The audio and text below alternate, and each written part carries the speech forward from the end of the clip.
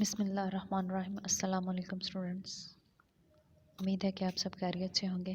آج ہم لوگ جماعت دہم کا کہ مطالعہ پاکستان پڑھیں گے، جس میں ہمارا باب نمبر 9 ہے آبادی، معاشرہ اور پاکستان کی ثقافت۔ اس میں ہمارا سب سے پہلا ٹاپک ہے پاکستان میں افزائش آبادی اور تقسیم۔ افزائش آبادی سے مراد ہے کہ پاکستان میں کس تناسب سے آبادی میں اضافہ ہو رہا ہے۔ پاکستان ایک گنجان آباد ملک ہے۔ آبادی کی گنجانیت سے مراد یہ ہے کہ ایک مربع کلومیٹر کے رقبے میں اوسطاً کتنے افراد بستے ہیں۔ پوری دنیا کے حوالے سے پاکستان کی گنجانیت کا اندازہ لگایا جائے تو پاکستان آبادی کے لحاظ سے دنیا کا چھٹا بڑا ملک ہے۔ پہلے 5 ممالک جو آبادی کے لحاظ سے بڑے ہیں ان کے نام بالترتیب یہ ہیں: چین، بھارت، امریکہ، انڈونیشیا اور برازیل۔ کسی بھی ملک میں آبادی میں کس تناسب سے اضافہ ہو رہا ہے، اس چیز کا اندازہ لگانے کے لیے ہم لوگ مردم شماری کا سہارا لیتے ہیں۔ تو 1950 میں پاکستان میں ہونے والی مردم شماری کے لحاظ سے اگر ہم لوگ دیکھیں تو پاکستان کا اس وقت 13واں نمبر تھا آبادی کے لحاظ سے، لیکن آج اگر ہم لوگ دیکھیں تو اس وقت پاکستان چھٹے نمبر پر آ چکا ہے، اور اس چیز کی بھی امید کی جا رہی ہے کہ اگر ہماری آبادی میں اسی تیزی سے اضافہ ہوتا رہا تو 2050 تک پاکستان دنیا کا 5واں بڑا ملک بن جائے گا۔ نیچے ایک اکانومک سروے دیا گیا ہے 2013 سے 14 میں جو لیا گیا تھا، اس میں پاکستان کی آبادی کے بارے میں معلومات دی گئی ہیں۔ پاکستان کی آبادی کتنی ہے، پاکستان کی شہری آبادی کتنی ہے، پاکستان کی دیہی آبادی کتنی ہے، خواتین کی اوسط عمر کیا ہے، مردوں کی اوسط عمر کیا ہے۔ نیکسٹ، صوبوں کے لحاظ سے آبادی کی گنجانیت۔ صوبوں کے لحاظ سے آبادی کی گنجانیت کا انحصار وہاں پر موجود سہولتوں پر ہوتا ہے کہ پنجاب میں سب سے زیادہ آبادی ہے، تقریباً 54% افراد جو ہیں پاکستان کے وہ صرف صوبہ پنجاب میں ہے۔ اس کی وجہ صرف یہ ہے کہ پاکستان کے اس صوبے میں تمام تر سہولتیں موجود ہیں، اور ان تمام تر سہولتوں کو مد نظر رکھتے ہوئے باقی تمام صوبوں سے بھی لوگ پنجاب کا رخ کرتے ہیں، اس لیے پنجاب زیادہ گنجان آباد ہے باقی صوبوں کی نسبت۔ اس لحاظ سے ہم لوگ یہ کہہ سکتے ہیں کہ کسی بھی صوبے کی گنجانیت کا انحصار جو ہے وہ وہاں پر موجود سہولتوں پر ہوتا ہے۔ نیکسٹ اس میں ہے مردم شماری۔ مردم شماری کے ذریعے ہی ہم کسی ملک میں بڑھتی ہوئی آبادی کے بارے میں جان سکتے ہیں۔ اس کے علاوہ اس ملک کے متعلق کامیاب منصوبہ بندی کرنے کے لیے مردم شماری کے ذریعے ہم لوگ معلومات اکٹھی کرتے ہیں تاکہ ہم لوگ بہتر طریقے سے منصوبہ بندی کر سکیں، کیونکہ جب تک ہم لوگوں کو بڑھتی ہوئی آبادی کے بارے میں نہیں پتہ چلے گا تو ان کی ضروریات کے لحاظ سے ہم لوگ وسائل کو استعمال نہیں کر سکتے اور نہ ہی پیداواری مسائل کو حل کر سکتے ہیں۔ تو مردم شماری کے ذریعے تمام تر پلاننگ کی جاتی ہے اور پیداواری مسائل کو بڑھایا جاتا ہے آبادی کے بڑھنے کے لحاظ سے۔ مردم شماری کے بغیر ہم لوگ اپنے ملک میں کسی بھی منصوبے کو کامیاب نہیں کر سکتے۔ نیچے اس میں بھی ٹیبل دیا گیا ہے کہ 1951 میں 1961 میں 1972 میں 1981 میں اور 1988 میں پاکستان میں مردم شماری کی گئی۔ نیکسٹ ہمارا اس میں ٹاپک ہے آبادی کی تقسیم اور گنجانیت پر اثر انداز ہونے والے عوامل، یعنی آبادی کی تقسیم پر کون کون سے عوامل ہیں جو اثر انداز ہوتے ہیں۔ اس میں سب سے پہلے تو ہے جغرافیائی عوامل، یعنی جغرافیائی عوامل میں آتا ہے کہ وہاں کی مٹی جو ہے زراعت کے لحاظ سے کتنی زرخیز ہے، وہاں پر پیداواری وسائل کس قدر موجود ہیں، وہاں پر لوگوں کو رہنے کی سہولیات کس قدر موجود ہیں۔ اس کے علاوہ اس کے برعکس اگر ہم لوگ دیکھیں تو دشوار گزار علاقے یا پہاڑ یا جنگل جہاں پر زمین رہائش کے لیے موزوں نہیں ہوتی یا وہاں پہ کی زمین جو زرخیز نہیں ہوتی، وہاں پر علاقوں میں آبادی کم ہوتی ہے۔ تو پاکستان کے وہ علاقے جہاں پر زمین زرخیز ہے اور قابل کاشت بھی ہے وہاں پر آبادی زیادہ ہے، اور جہاں پر دشوار گزار علاقے ہیں یا پہاڑ ہیں جنگل ہیں وہاں پر آبادی کم ہے۔ آب و ہوا سیکنڈ ہمارا اس میں پوائنٹ ہے۔ آب و ہوا بھی کسی بھی علاقے کی بہت زیادہ افیکٹ کرتی ہے آبادی کی تقسیم کو، کیونکہ جہاں کی آب و ہوا اچھی ہوگی ان علاقوں میں آبادی عموماً زیادہ ہوگی۔ معتدل اور نیم گرم آب و ہوا والے علاقے جہاں بارش زیادہ ہوتی ہے وہ گنجان آباد ہوتے ہیں، یعنی وہاں پر آبادی زیادہ ہوتی ہے۔ ایسے علاقے جہاں پر آب و ہوا شدید ہوتی ہے، سرد ہوتی ہے یا شدید گرم ہوتی ہے، ایسے علاقوں میں کم آبادی پائی جاتی ہے، کیونکہ وہاں پر آب و ہوا میں بہت زیادہ شدت پائی جاتی ہے اور سروائیول بہت زیادہ مشکل ہوتا ہے۔ نیکسٹ اس میں ہمارا پوائنٹ ہے معدنی وسائل۔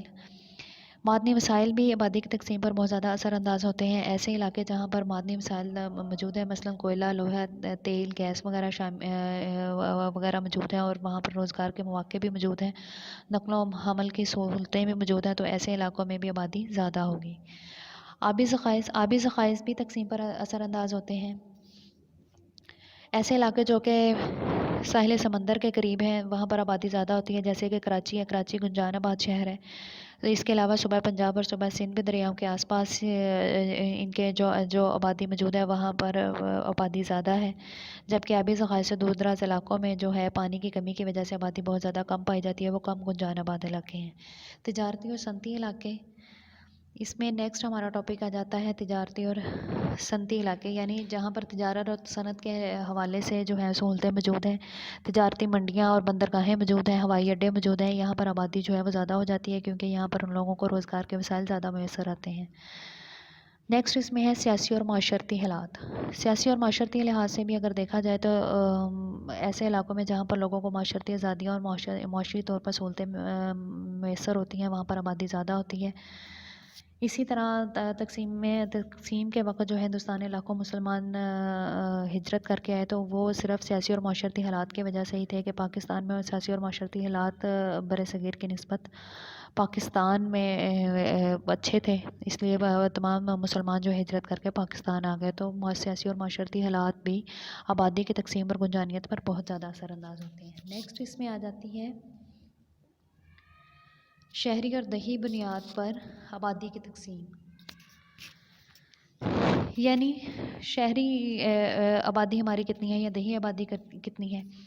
شہروں کے حوالے سے اگر ہم لوگ دیکھیں تو شہروں میں سہولتیں کیونکہ زیادہ ہوتی ہیں، تعلیم کے حوالے سے بھی دیکھیں، اگر صحت کے حوالے سے دیکھیں یا روزگار کے حوالے سے دیکھیں تو زیادہ سہولتیں شہروں میں موجود ہوتی ہیں، اس لیے شہروں کی طرف لوگوں کا رخ جو ہوتا ہے وہ زیادہ ہوتا ہے. دیہاتی آبادی شہروں کی نسبت کم ہوتی ہے کیونکہ وہاں پر سہولتوں کا فقدان ہوتا ہے، تو سہولتوں کو مد نظر رکھتے ہوئے لوگ جو ہے وہ ہجرت کرتے ہیں ان علاقوں کی طرف جہاں پر سہولتیں زیادہ ہوتی ہیں. تو شہری آبادی ہمیشہ ہی زیادہ ہوگی کیونکہ وہاں پر سہولتیں زیادہ ہوتی ہیں، اور دیہی آبادی کم ہوتی ہے کیونکہ وہاں پر سہولتوں کا فقدان ہوتا ہے. نیکسٹ اس میں ہے صنفی لحاظ سے آبادی کی تقسیم. صنفی لحاظ سے یعنی مرد اور عورت کے لحاظ سے آبادی کی تقسیم کس طرح سے کی جاتی ہے. تو پاکستان میں جو ہے وہ مردوں کی زیادہ تعداد شہروں میں پائی جاتی ہے کیونکہ وہ شہروں میں روزگار کے سلسلے میں ہجرت کر کے آتے ہیں اور وہاں پر سہولتیں زیادہ ہونے کی وجہ سے وہیں پر پھر سکونت اختیار کر لیتی ہیں، جبکہ عورتیں جو ہوتی ہیں وہ زیادہ دیہات میں پائی جاتی ہیں کیونکہ وہ روزگار کے سلسلے میں گھروں سے باہر نہیں جاتی. اس کے علاوہ اگر ہم لوگ دیکھیں تو مردوں کی شرح پیدائش جو ہے وہ عورتوں کی نسبت زیادہ ہے، جس کی وجہ سے جو ہے وہ لیبر فورس میں مردوں کا حصہ جو ہے وہ 86.5% ہے، جبکہ عورتوں کا حصہ جو ہے وہ 13.5% ہے. لیکن عورتوں کی شرح پیدائش کم ہے لیکن مردوں کی شرح پیدائش زیادہ ہے. وہ جو ہے کسی بھی ملک کی ترقی کے لیے بہت زیادہ موضوع ہے کیونکہ اس سے لیبر فورس زیادہ ہو جاتی ہے. پاکستان میں افرادی قوت کو ہنرمند بنا کر معاشی ترقی میں ہم لوگ اضافہ کر سکتے ہیں. نیکسٹ اس میں پاکستان میں شرح خواندگی، یعنی تعلیم کے حوالے سے پاکستان کس مقام پر ہے. 2013 سے 14 کے مطابق جو ہے پاکستان میں شرح خواندگی صرف 60% تھی، لیکن اس کے بارے میں پھر ایک ایجوکیشن پالیسی بنائی گئی تھی جس کا مقصد یہ تھا کہ 2015 تک جو ہے وہ شرح خواندگی کو 86% تک لے جایا جائے گا، اور اس کے لیے کوششیں کی بھی گئیں. تعلیمی اداروں میں نصابی تعلیم کے ساتھ ساتھ فنی اور ٹیکنیکل ایجوکیشن پر بھی توجہ دی گئی. تعلیمی اداروں میں پانی، سینٹری اور تفریح کی سہولتوں کو بھی بہتر بنانے کے لیے منصوبہ بندی کی گئی. اس کے علاوہ جو اسکولوں اور ترقیاتی بجٹ جو تعلیم کے حوالے سے تھا جو اس کو بھی زیادہ کیا گیا. تو نیچے ایک ٹیبل بھی دیا گیا ہے جس میں صوبوں کے لحاظ سے بھی شرح خواندگی بتائی گئی ہے اور شہری آبادی کے لحاظ سے اور دیہی آبادی کے لحاظ سے بھی بتائی گئی ہے. نیکسٹ اس میں ہے پاکستان میں تعلیم کی صورتحال.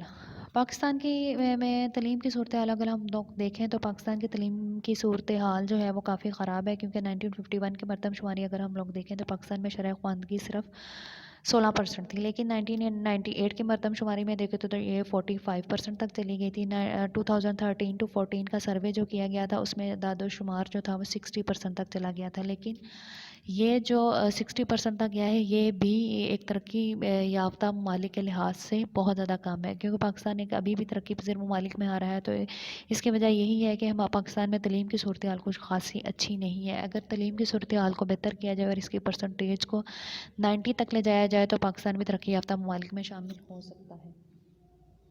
تو کسی بھی ملک کی ترقی کا انحصار جو ہوتا ہے وہ وہاں پر تعلیمی صورتحال پر بھی ہوتا ہے. تو ہمیں اپنی تعلیمی صورتحال کو بہتر کرنے کے لیے کچھ اقدامات کرنے ہوں گے.